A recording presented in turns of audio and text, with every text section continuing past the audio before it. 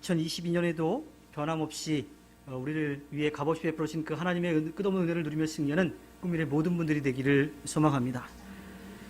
2021년 한 해 동안 꿈있는 미래교회에 바뀐 것들이 굉장히 많이 있죠.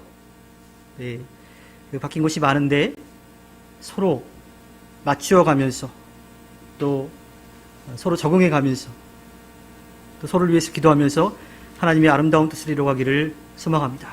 그러면서 2022년 예수님의 마음을 품은 믿음의 공동체로 아름답게 서갈 수 있는 우리 꿈있는 미래교회가 되기를 소망합니다. 저에 대한 첫인상이 어떠셨는지는 잘 모르겠어요. 그냥 나쁘지 않았기만을 바라긴 하는데, 제가 전에도 한번 말씀을 드린 적이 있지만 꿈있는 미래교회에 대한 저의 첫인상은 청장년 선교회 같다라는 말씀을 이제 드렸죠. 실제로 나이대가 그렇기도 하지만 나이를 떠나서 믿음과 또 교회에 대한 그런 귀한 마음이 상황에 따라 흔들리지 않고 잘 지켜가고 있기 때문인, 주어진 직분과 사명 그리고 삶의 자리를 아름답게 지켜가고 있기 때문에 제가 느낀 그 첫인상은 청정년 선교회 같다라고 하는 그런 것이었습니다. 손을 벌리기보다 스스로 할 수 있고요, 또 작게라도 나눔과 섬김을 할 수 있는 힘이 있는 꿈 있는 미래교회인 건 분명합니다. 그리고 더 많은 것을 할 수 있는 가능성도 가지고 있고요, 그 안에는 열정이 있기 때문에 그 모든 것을 할 수 있다라고 저는 생각을 합니다. 이 열정이라고 하는 영어는 패션이라고 하는 말을 쓰는데, 2004년에 개봉한 더 패션 오브 크라이스트라고 하는 영화가 있습니다. 예수님의 고난, 순환이라고 하는 영화였는데 너무 좀 리얼하게 예수님이 고통받는 장면이 좀 담겨 있어서 많은 기독교인들이 조금 호불호가 좀 갈리기는 이제 했었는데요. 예수님이 십자가상에서 12시간 동안 십자가에 매달려 돌아가시기 그 마지막 12시간 동안의 고통에 대한 이야기입니다. 거기서 이제 패션이라고 하는 말을 쓰는데 순환, 고난이라고 하는 그런 말로 번역을 했어요. 그런데 이 패션에는 고난과 순환뿐만 아니라 또 열정이라고 하는 말도 담겨져 있죠. 그래서 예수님이 십자가에 못 박혀 돌아가시는 그 아픈 장면이지만, 예수님의 고난의 그 장면이지만 우리를 향한 예수님의 열정이 담겨 있는 것도 한번 좀 생각을 해보게 되었습니다. 2018년 평창 동계올림픽은 하나된 열정이라고 하는 그런 슬로건으로 올림픽을 치렀었죠. 이 패션은 열정 또 고난의 뜻을 다 담고 있습니다. 또한 예수님뿐만 아니라 운동선수들의 그 열정뿐만 아니라 우리 그리스도인들이 가져야 될 그런 마음이 있죠. 그것은 하나된 열정으로 예수 그리스도를 닮아서 이 땅에 예수 그리스도의 사랑을 전하는 것, 나누고 베풀고 섬기는 삶이 우리에게 주어져 있는 겁니다. 오늘 말씀은 예수님의 단순한 겸손을 넘어서서 예수님의 한없는 사랑, 자기 비움을 통한 하나님의 사랑을 우리들에게 보여주고 있습니다. 그런데 오늘 말씀 가운데에는 예수님의 그러한 낮고 낮음으로 오시는 그 모습뿐만 아니라 우리도 그 예수님의 마음을 마음에 품으라고 이야기를 하지요. 이 말씀은 우리의 눈높이를 맞춰주신 하나님의 사랑에 대해서 깨닫고 그 사랑을 받은 자로서 그 사랑을 이 땅 가운데 전하라고 하는 그런 명령도 함께 담겨져 있습니다. 이 영화 광해, 왕이 된 남자에 보면 이 광해를 대신해서 왕이 되어 있던 하선이라고 하는 인물이 허균을 만나러 가는 장면이 나옵니다. 왜 가냐면 자기가 볼 때 대동법이라고 하는 이 법이 참 좋은 법이에요. 백성들을 위해서 참 좋은 법인데 왜 그걸 실행하지 않느냐고 하는 생각이 번쩍 들어가지고 이 하선이 이 도승지를 향해서 달려갑니다. 달려가서 내가 이 생각해봤는데 이게 정말 좋은 거다라고 이야기를 했더니 그 도승지가 하는 말이, 신하가 왕을 찾아가서 뵙는 법은 있어도 왕이 신하를 만나러 내려오는 법은 없다라고 이야기를 하더라고요.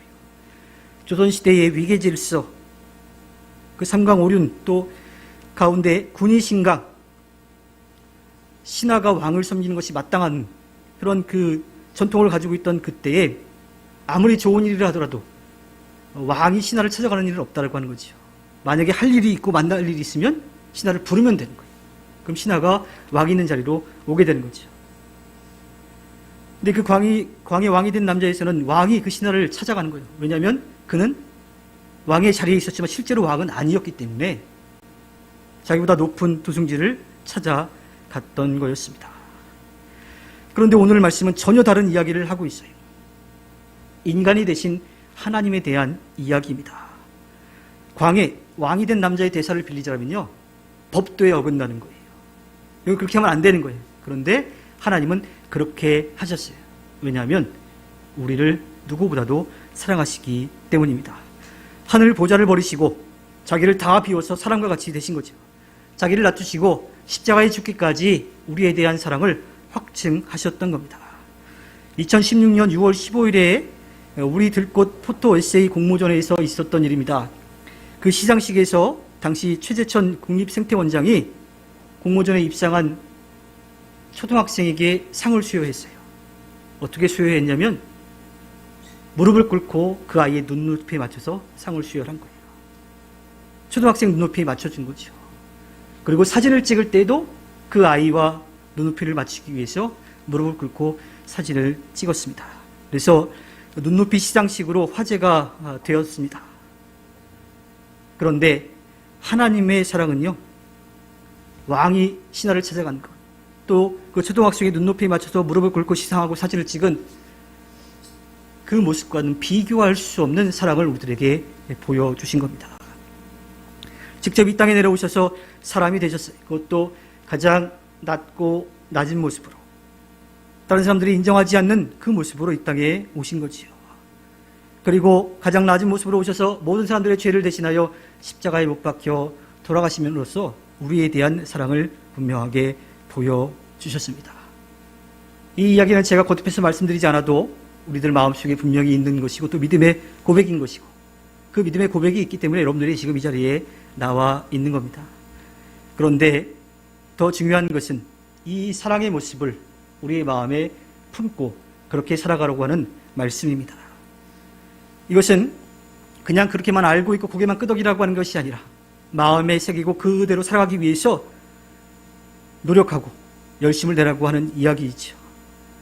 우리의 완전한 본이 되시는 예수 그리스도의 그 마음을 품고 그렇게 살아가라고 하는 이야기입니다. 그 마음은 자기를 완전히 비워내는 거예요.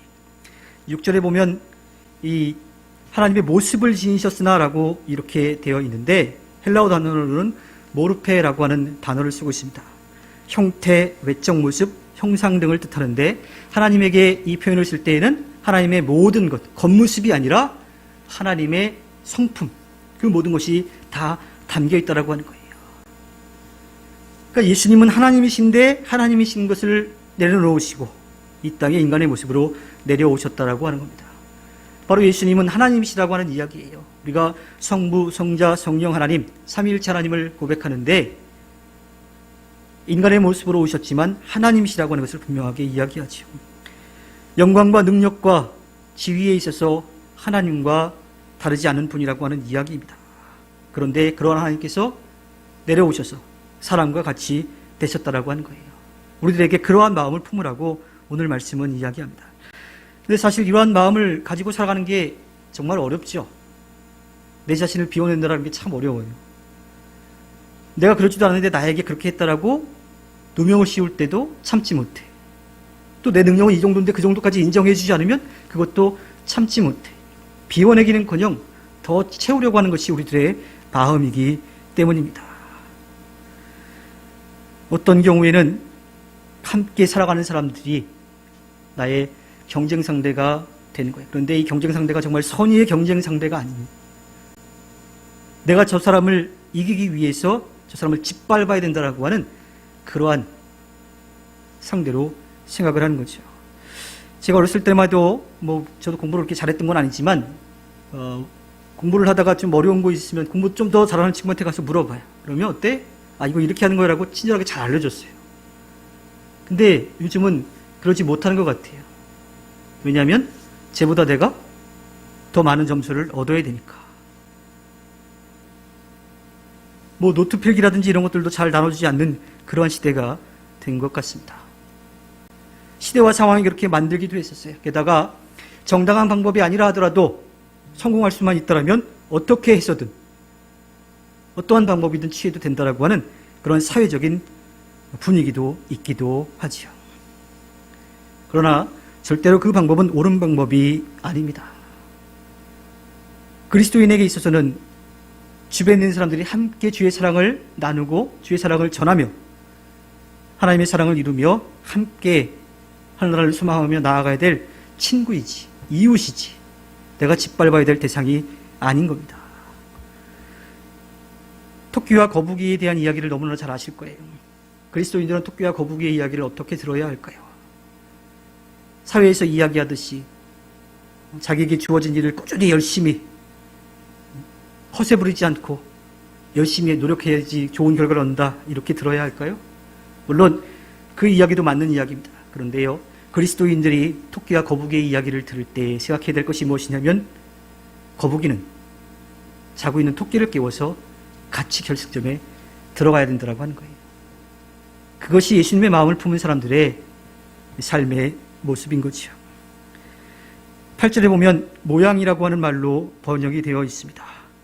자기를 낮추시고 순종하여 죽기까지 순종하셨으니 곧 십자가에 죽기까지 하셨다라고 하는 이야기를 하고 있습니다. 7절에 그는 사람의 모양으로 나타나셨다라고 하는 이야기를 하고 있어요. 사람의 모양으로 나타났다라고 하는 이 헬라어에는 스케마티라고 하는 말을 쓰고 있는데요. 육전의 모르페랑 비슷한데 조금 달라요. 이 7절에 번역된 이 모양이라는 스케마티라고 하는 단어는 감각적으로 인식할 수 있는 외적인 형태나 구조를 뜻합니다. 그러니까 보기에는 분명한 인간이, 그러나 그 내면에는 온전히 하나님에 대한 성품을 가지고 있다라고 하는 것을 바울은 분명하게 이야기하고 있죠. 그런 인간의 모습으로 분명하게 오셨어요.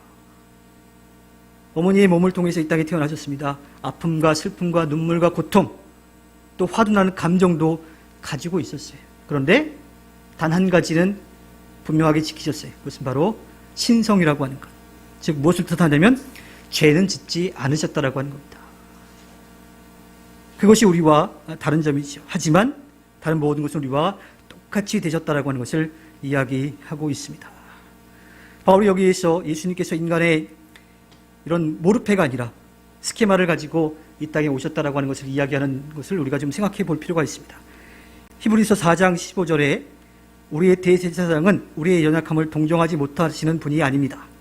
그는 모든 점에서 우리와 마찬가지로 시험을 받으셨으나 죄는 없으십니다. 온전히 인간은 되셨지만 신성을 가지고 있어서 죄는 짓지 않으셨다라고 하는 이야기입니다.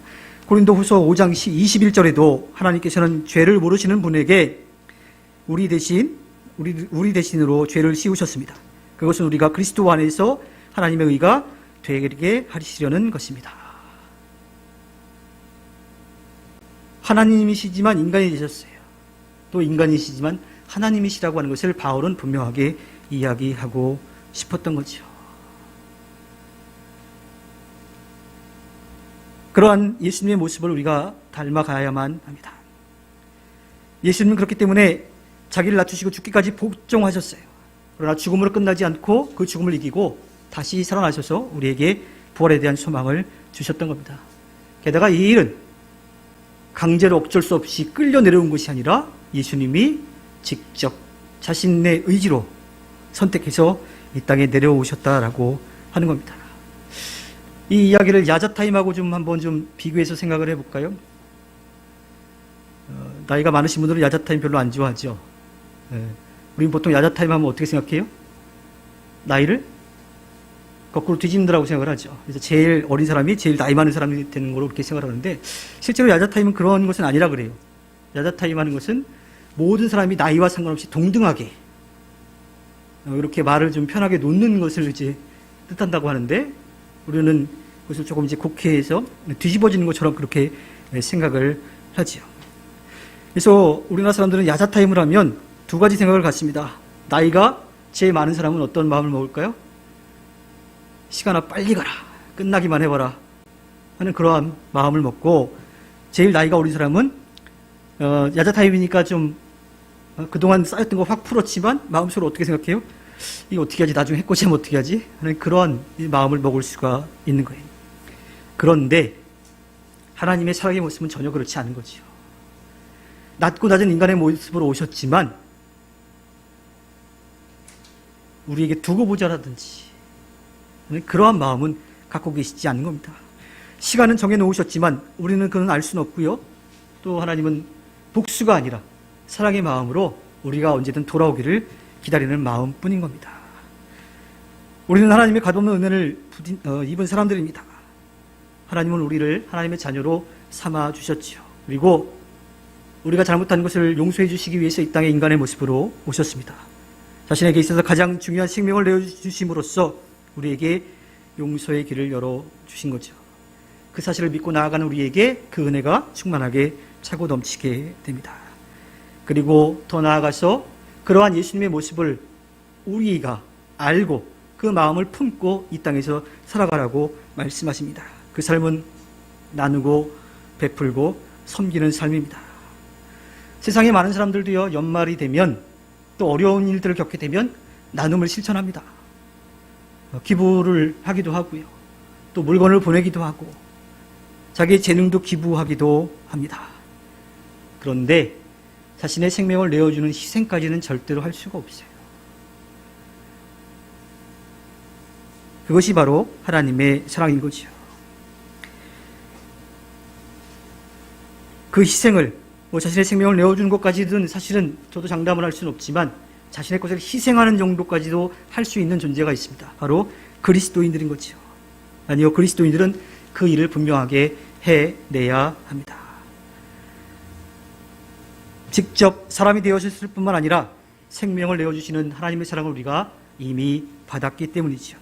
그러니 우리는 그 삶을 우리도 살아내야만 합니다. 제가 꿈있는 미래교회에 온 다음에 정말 본의 아니게 이것저것 망가지기 시작했습니다. 여러분들도 이미 이렇게 다 아시는 부분도 있기도 하고요. 그래서 제 스스로 할 수 있는 일이 그닥 많지 않아서 이걸 어떻게 해야 될까 하고 좀 다른 분들한테 조언을 구하려고 이제 물어보면 어떤 분들은 직접 달려와가지고 이거 이렇게 하는 게 좋다, 이렇게 해보자 하고 달려오는 분도 있었어요. 그리고 저는 그러한 마음은 정말 아니었는데 물질적으로 좀 도움을 주신 분들도 계시기도 하고요. 여러 가지 물건들이 망가지면서 사실은 제가 잘 고치지도 못하는데 자꾸 망가지나 하는 답답한 생각이 들었는데 그걸 고치고 혹은 뭐 바꿀 수 있는 길들을 하나님께서 열어주시더라고요.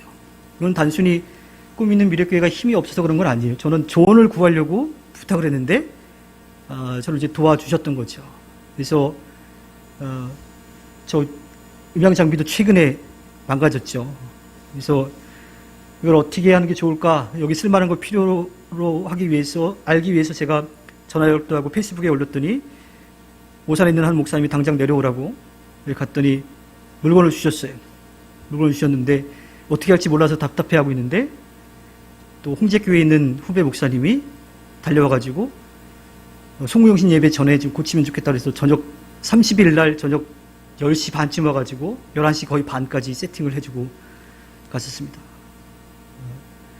그리고 제가 교육전도사실에 만났던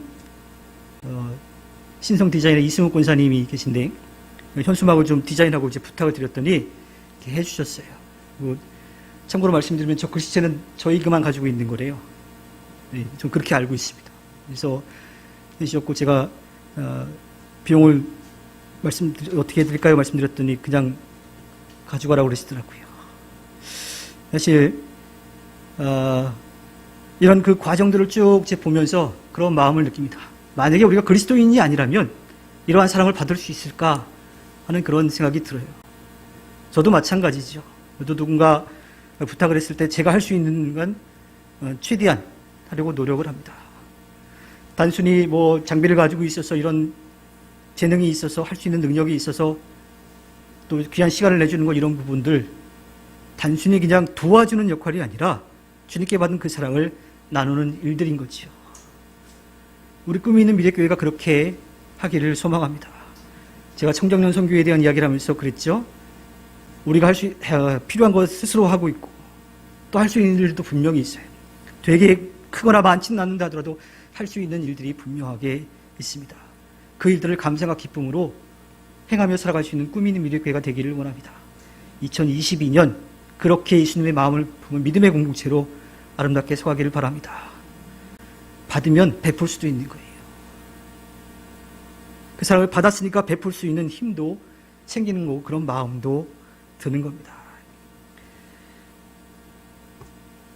우리에게는 변함없는 하나의 분명한 목표가 있지요. 바로 예수님을 믿고 예수 그리스도를 따르는 삶입니다. 성령께서 그렇게 하실 수 있도록 도와주고 계십니다. 2022년 예수님의 마음을 품은 믿음의 공동체로 꾸미는 미래교회가 하나된 열정, 또 성령의 도우심으로 하나님의 자녀로 예수 그리스도의 증인과 제자로 살아가기를 소망합니다. 그 삶을 통해서 하나님 앞에 기쁨을 드리는 꿈이 있는 미래교회가 되기를 주님의 이름으로 부탁드립니다. 기도하겠습니다.